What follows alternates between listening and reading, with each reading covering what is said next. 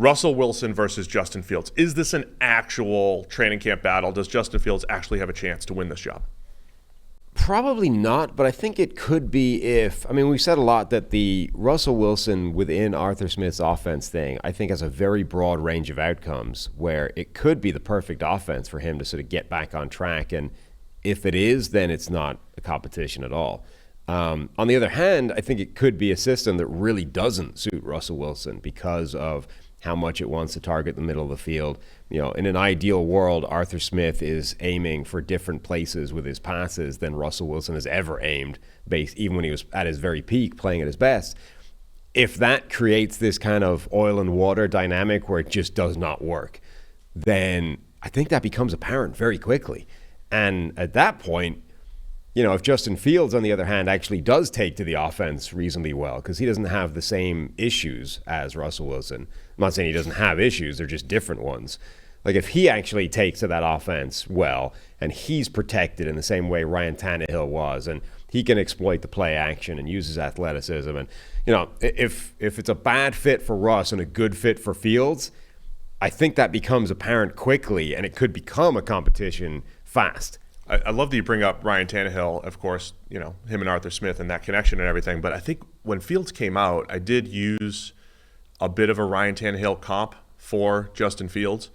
And it was that continuum of quarterbacks that are good passers, take too many sacks, and somewhat mobile, right? Now, again, where was that off? Justin Fields is way more mobile, I think, than he even showed in college. Like a super athlete as opposed to just, hey, remember Ryan Tannehill played wide receiver back in the day. But the quarterbacks that I mentioned were Aaron Rodgers. Like the very best of those was Aaron Rodgers. The next best of those was Russell Wilson, ironically, in his prime.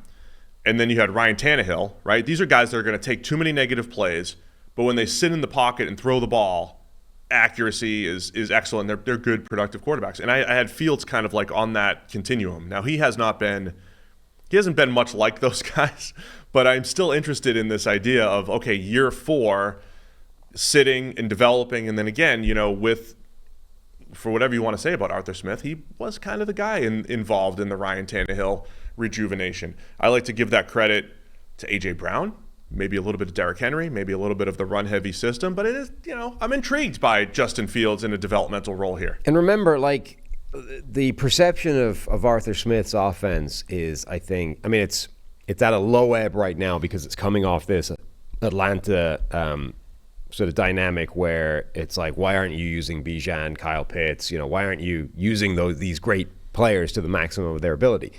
He is also, though, stepping into this. He's taken a step down, so he's no longer. We are going to get, you know, 100% of Arthur Smith's attention dedicated to this offense, as opposed to you're a head coach, but also this is your offense running the system. Like, it's a different thing, right? A lot of times when these head coaches get a chance to step back into a coordinator role because things didn't go that well, you get this massive rejuvenation of their scheme, their side of the ball. Like, think of Dan Quinn, you know, when similar dynamic, right? Dan Quinn's thing had run its course. He went back to Dallas. That defense was amazing. Like, that was the best version of Dan Quinn, and now he got another opportunity off the back of that. So, you know, don't write off the idea that Arthur Smith's offense can still be an extremely good system for quarterbacks. Yeah, I agree, man. I mean, you can't we say this a lot on the show, especially when coaches are hired. People ask us, how good is that coaching hire? I'm like, I don't know. I don't know. I mean, it's a different job. It's a different job than just X's and O's. And maybe you do see the best of Arthur Smith here. The Steelers, look, all 32 teams have awesome, intriguing storylines for the season, but the Steelers, who look like they should be the 4th best team in the AFC North, but if they do get good play out of Russell Wilson or Justin Fields, the roster itself is comparable to those other teams in the AFC North, and they have Mike Tomlin, you know, pulling it all together. So I think that. So who's going to win this training camp battle? We'll give at least a winner of the battle, or what it looks like coming out of there. Russ and Fields. You going with Russ here? Yeah, I mean, I think Russell Wilson wins the battle on the basis that So let's put it this way: if it isn't a battle, obviously Wilson is the number one guy. If it becomes a battle, I think he loses. Like, the only way it becomes a battle is if Wilson is a bad fit for that offense. Wilson's so bad. Yeah, and Fields isn't. At which point, I think he probably wins that job in before week 1.